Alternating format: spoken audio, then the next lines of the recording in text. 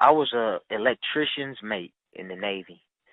So my job, I was constantly, running cables, pulling cable, just always doing something inside of the ship, working with electrical systems. And also, the ship I was on was called the Richmond K Turner. It was a guided missile cruiser.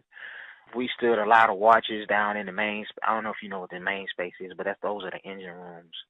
And the engine rooms is, man, it's just, everything is old down there. All the cable stuff is old.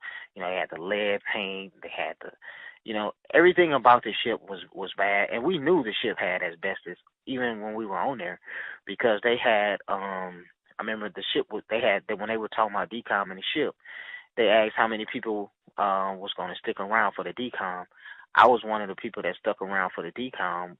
We removed all the cabling on the ship, and they told us that we needed to be wearing respirators because of the asbestos. So, us, me being 19 at the time, I really wasn't wearing my respirator. I'm just going to be honest with you. I wasn't really wearing it because the kind they gave you when you got to try to get in the cable runs to maneuver and pull those cables, it will pop off your head and or make your head start hurting because it would cut around the ear area. It start feel like it was cutting in your skins. So you would kind of have to take them off, take a break every 5 minutes with them. So, we stuck around. I stuck around with on that ship till the decom. Removed pretty much the cabling, removed all the electrical panels in and out of, doing all the stuff on the ship. And then I went to the Independence, and I was an electrician on there too, and I repeated the entire process all over again. That ship was a super old aircraft carrier.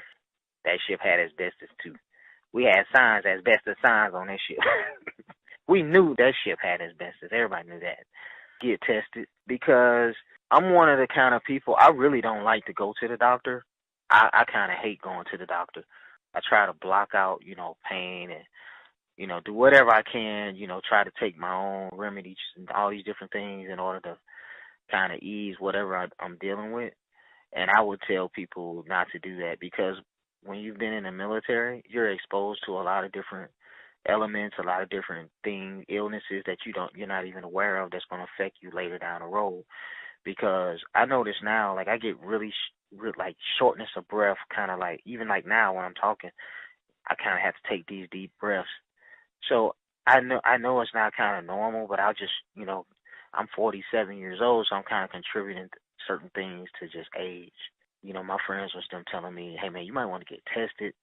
I went to a spin class, and because I can't really run because of my knees, and I was having all these issues. So they was like, man, that sounds like asbestos. And I never was even thinking about asbestos. And then when I looked up the symptoms, I started doing all this research on symptoms, and that's how we ran across your website.